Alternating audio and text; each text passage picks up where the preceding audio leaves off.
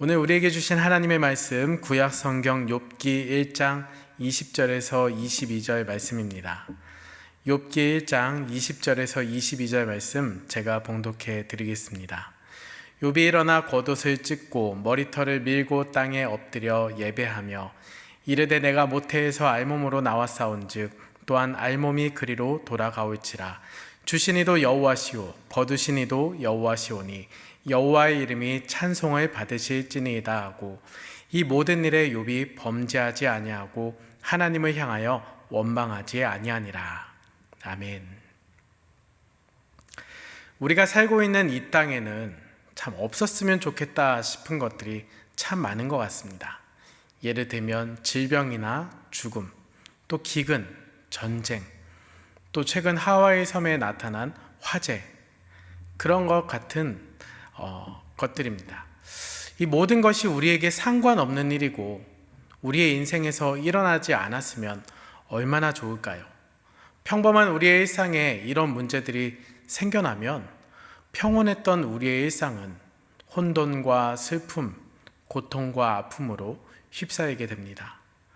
우리가 사는 세상에는 꼭 좋은 것들만 있을 수는 없습니다. 그래서 사는 것이 재미있고 신나고 행복할 때도 있지만 반면에 괴롭고 눈물 나며 죽고 싶을 때도 있는 것입니다. 여러분 그렇지 않습니까? 그래서 성경은 사람의 죽음에 대하여서 요한계시록에 수고를 그치고 쉰다 라고 말씀하고 있는 만큼 참 산다는 것이 우리에게 고난과 아픔을 가져다 주는 것 같습니다. 그렇기에 고난의 삶은 이 땅에 사는 사람이면 모두에게 예외 없이 경험되어지는 것입니다. 그 내용과 모양과 색깔이 다를지라도 그 고난의 시간을 지나는 이에게는 매우 큰 아픔입니다. 믿는 자와 안 믿는 자 모두 동일한 아픔을 느끼죠. 믿음이 좋은 분과 연약한 분에게도 다 동일한 아픔입니다. 혹은 어떤 잘못된 가르침은 이러한 고난과 또 불행한 시간들은 그들이 거짓 성도이거나 또 지켜주는 수호하는 천사가 떠났기 때문이다 라고 가르칩니다. 하지만 이것은 굉장히 잘못된 가르침입니다. 지난주 수요일에 우리가 고난이라는 주제를 가지고 욥기 말씀을 처음으로 함께 살펴보면서 고난이란 무엇인가에 대해서 함께 나누어 보았습니다.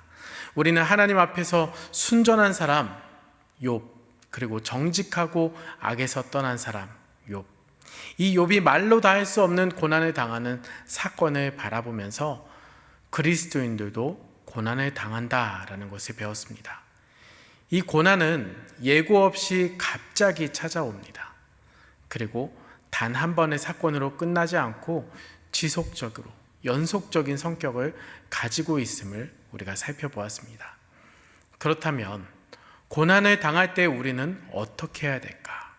우리 그리스도인은 고난을 당할 때 어떤 자세를 취해야 합니까? 이것이 우리에게 주어진 숙제입니다. 지난 시간에는 고난에 대비해서 살아야 된다라는 이야기를 나누었습니다.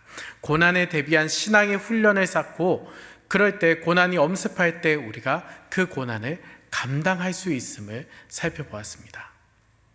이제 욥의 상황을 다시 생각해 보면 욥은 하루아침에 자신의 모든 재산이 다 날아갔습니다. 소와 나귀만이 아니라 종들이 죽었고 또 종들만이 아니라 자신의 사랑하는 자녀들까지 죽었습니다. 그것도 지난 말씀에 살펴본 대로 어느 날 갑자기 그들이 다 떼죽음을 당했습니다. 이토록 철저한 절망의 상황에서 믿음의 사람 욥은 어떤 반응을 보였습니까? 본문의 말씀이 이 부분을 기록하고 있는데 함께 살펴보면서 고난 앞에서 우리 성도의 삶, 그 성도의 삶의 자세는 어떠해야 하는가, 이 말씀의 교훈을 찾아보도록 하겠습니다. 첫째로 고난 앞에서 욥은 슬퍼하며 괴로워했다라고 기록합니다. 오늘 본문 20절 상반절에 보면 욥이 일어나 겉옷을 찢고 머리털을 밀고 라고 말씀합니다. 여기 욥이 취한 행동을 한번 보십시오. 겉옷을 찢고 머리털을 밀었습니다. 이것은 욥의 극도에 달한 슬픔의 모습을 말해주고 있습니다. 그 당시 이스라엘의 풍습 가운데 그들이 참담한 슬픔을 느낄 때에 머리털을 밀고 겉옷을 찢는 그런 풍습이 있었습니다. 그리고 그 문제가 해결되면 다시 그들은 머리를 기르고 겉옷을 입었습니다. 창세기 17장에 보면 요셉의 형들이 요셉을 팔아넘기는 장면이 기록되어 있습니다. 그때 르우벤이 요셉의 팔려감을 알고 옷을 찢고 슬퍼하였다라고 기록하고 있습니다.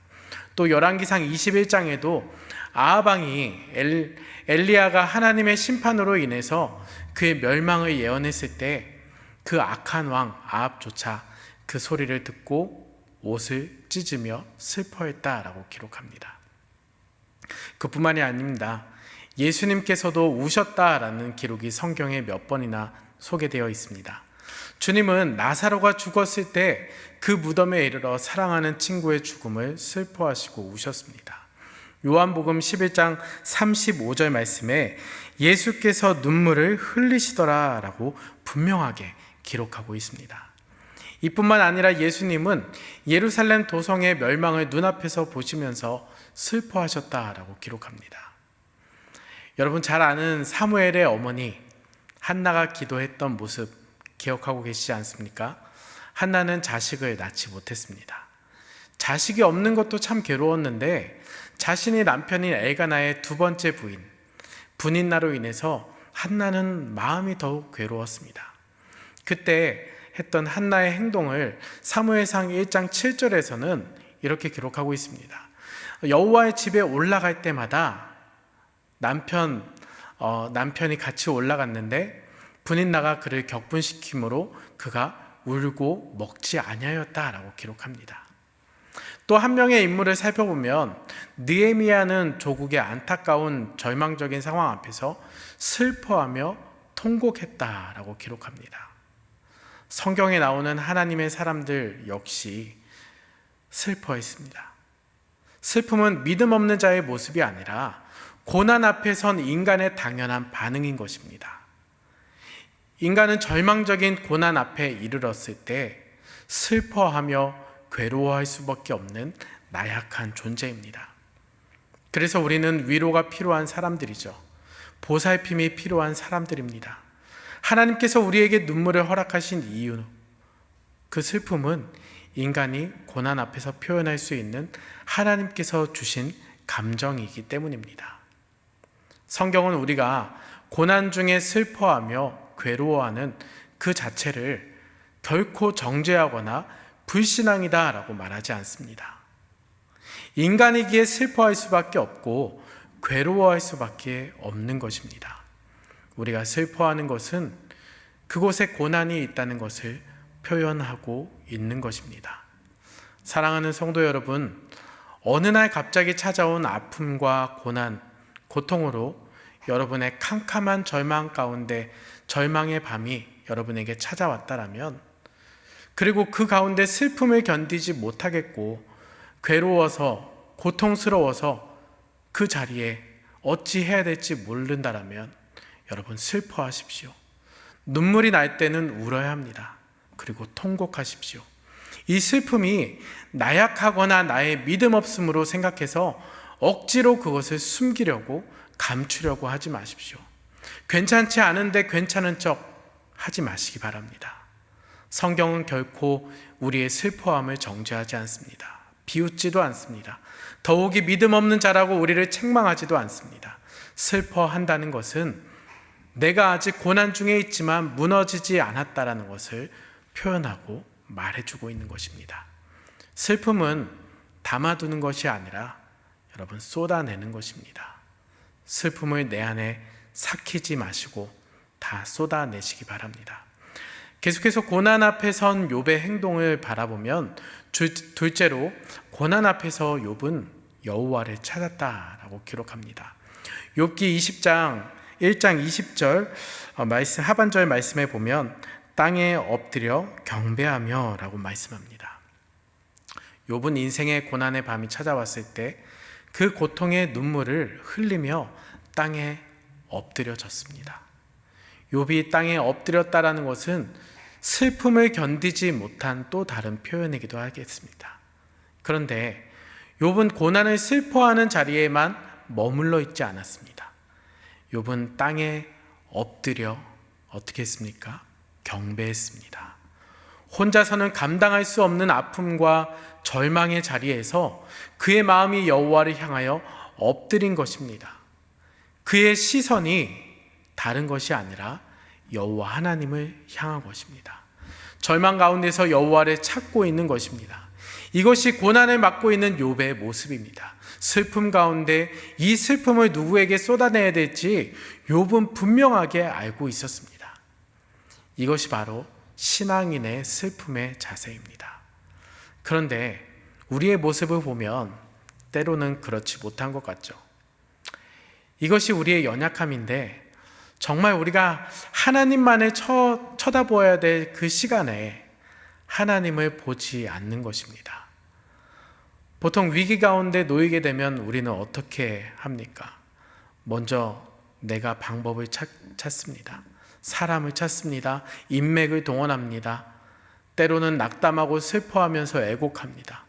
그런데 제일 중요한 것은 하나님을 향하여 서 있는 것을 잊고 있는 것입니다. 바빠서 기도할 시간이 없고 급해서 예배드릴 시간이 없고 형편이 어려워서 헌금도 주저합니다. 이런 경우가 얼마나 많은지 모르겠습니다.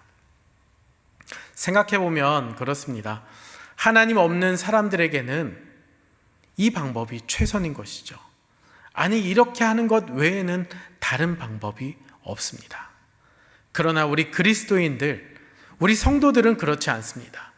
우리는 찾아가 엎드릴 여호와 하나님께서 계십니다.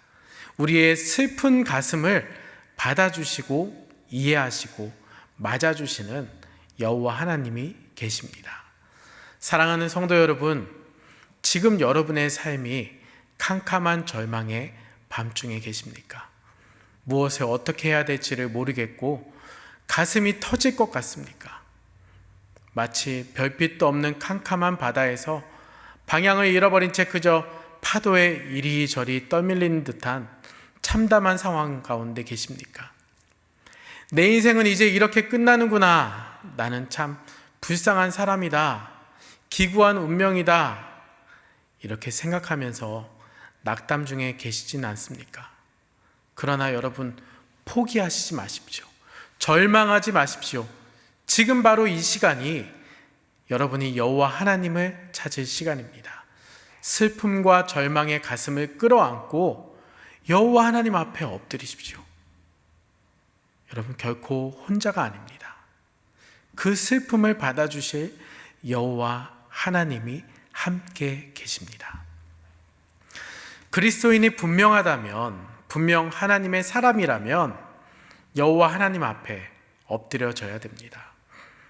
우리의 시선을 여호와 하나님께로 향하여 보십시오.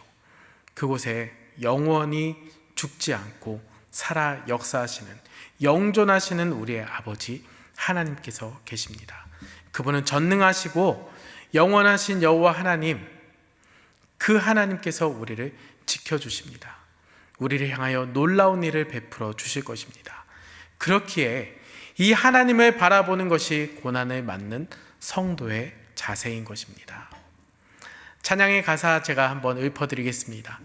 괴로울 때 주님의 얼굴 보라. 평화의 주님 바라보아라. 세상에서 시달린 친구들아, 위로의 주님 바라보아라. 눈을 들어 주를 보라. 내 모든 염려 주께 맡겨라. 슬플 때에 주님의 얼굴 보라. 사랑의 주님 안식 주리라. 힘이 없고 내 마음 연약할 때 능력의 주님 바라보아라. 주의 이름 부르는 모든 자를 힘 주시고 늘 지켜주시리. 아멘. 여러분, 지금 고난 중에 계십니까? 그럼 지금 무엇을 보고 계십니까? 문제 앞에 무릎을 꿇고 엎드려져 계십니까? 여러분, 주님을 바라볼 수 있기 바랍니다. 고난 앞에 서 있던 욥의 세 번째 행동은, 고난 앞에서 욥은 범죄하지 않았습니다. 본문 22절 말씀에 보면 이 모든 일에 욥이 범죄하지 아니하고 하나님을 향하여 원망하지 아니하니라 라고 기록하고 있습니다. 이 얼마나 아름다운 모습입니까? 범죄하지 아니하고. 이것은 욥이 첫 번 고난을 당한 1장의 맨 뒤에 나오는 결론입니다. 그러나 2장의 두 번째 환난을 당하였을 때에도 욥은 동일한 고백을 했습니다. 2장 10절 하반절 말씀에 보면 이 모든 일에 욥이 입술로 범죄하지 아니하니라 라고 기록하고 있습니다. 그는 비록 슬퍼했지만 범죄하지는 않았습니다. 그는 괴로움을 이기지 못해 통곡은 하였지만 하나님을 원망하지 않았습니다. 그리고 지금 고난 중에 있지만 결코 어리석지 않았습니다. 오늘 우리에게 이러한 지혜가 절실하게 필요합니다. 사람들은 어려움에 직면하게 되면 원망하는 일들을 참 많이 합니다. 세상을 원망하고 사람들을 원망합니다. 시대를 탓하고 부모를 탓하고 배우자와 자식을 탓합니다. 교회가 어려워지면 목회자를 탓하고 성도를 탓합니다. 장로님을 원망하고 집사님을 원망하는 경우도 있습니다. 그런데 더욱 무서운 것은 자칫하면 하나님을 원망하게 된다는 것입니다. 이것이 바로 사탄이 노리는 것이죠. 사탄의 전략입니다. 욥기에 등장하는 사탄의 말 몇 구절을 함께 살펴보면 욥기 1장 9절에 사탄이 여호와께 대답하여 이르되 욥이 어찌 까닭없이 하나님을 경외하리이까. 11절에 보시면 이제 주의 손을 펴서 그의 모든 소유를 치소서. 그리하시면 틀림없이 주를 향하여 욕하지 않겠나이까. 그리고 2장 5절에 이제 주의 손을 펴서 그의 뼈와 살을 치소서. 그리하시면 틀림없이 주를 향하여 욕하지 않겠나이까 라고 이렇게 말하고 있습니다. 이것이 욥의 시험의 자리, 욥이 고난의 자리에 서게 된 배경인 것입니다. 그리고 사탄이 바라는 것은 다른 것이 아니라 욥이 하나님을 원망하고 욕하는 것이었습니다. 그런데 욥은 원망하지 아니했고 그의 입술로 범죄하지 아니했습니다. 그러나 2장 9절 말씀을 한번 보십시오. 욥의 아내는 보기 좋게 당하고 맙니다. 욥기 2장 9절 말씀에 그의 아내가 그에게 이르되 당신이 그래도 자기의 온전함을 굳게 지키겠느냐. 하나님을 욕하고 죽으라 라고 말합니다. 욥의 아내의 모습은 오늘 우리의 모습일 수도 있겠습니다. 우리가 이렇게 사탄의 장난에 정신없이 당하는지 모릅니다. 그래서 성경은 원망하는 삶을 금하면서 이것이 어리석은 일이라 라고 범죄다 라고 말씀합니다. 원망하는 것은 해결의 방법이 아닙니다. 원망은 고난을 이기지 못하게 합니다. 오히려 고난을 한층 더 힘겹게 만드는 것이죠. 또 다른 고통을 가져오게 합니다. 여러분 기억하십시오. 우리가 고난당할 때 가장 범죄하기 쉬운 것이 바로 우리의 입술로 짓는 범죄입니다. 어렵고 힘들면 너무 쉽게 말합니다. 함부로 원망하게 됩니다. 너무 극단적인 말들을 우리 속에서 토해내 버립니다. 그 원망에는 독이 서려서 살을 베는 듯한 애이는 듯한 말을 생각 없이 상대방에게 내뱉을 때가 참 많습니다. 그러면서 우리가 잘 쓰는 말이 있지 않습니까? 화가 나면 무슨 말을 못해. 그런데 바로 그것이 사탄이 소원하는 것이고 사탄이 그 뒤에서 그것을 위해서 조종하고 있는 것입니다. 그러면 어떻게 하면 원망하지 않을 수 있겠습니까?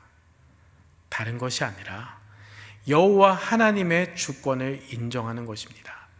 욥기 1장 21절의 말씀을 보면 이르되 내가 모태에서 알몸으로 나왔사온즉 또한 알몸으로 그리로 돌아가올지라. 주신 이도 여호와시요 거두신 이도 여호와시니 여호와 이름이 찬송을 받으실지니이다 하고. 여러분 그렇습니다. 온전히 여호와 하나님만을 의뢰하십시오. 그러면 고난을 이길 수 있습니다. 고난 앞에서 원망하지 않을 수 있습니다. 내 입술을 부정하게 범죄하지 않을 수 있습니다. 말씀을 맺겠습니다. 사랑하는 성도 여러분, 혹 인생의 성난 파도를 만나서 지금 아픔 가운데 계신 분이 계십니까?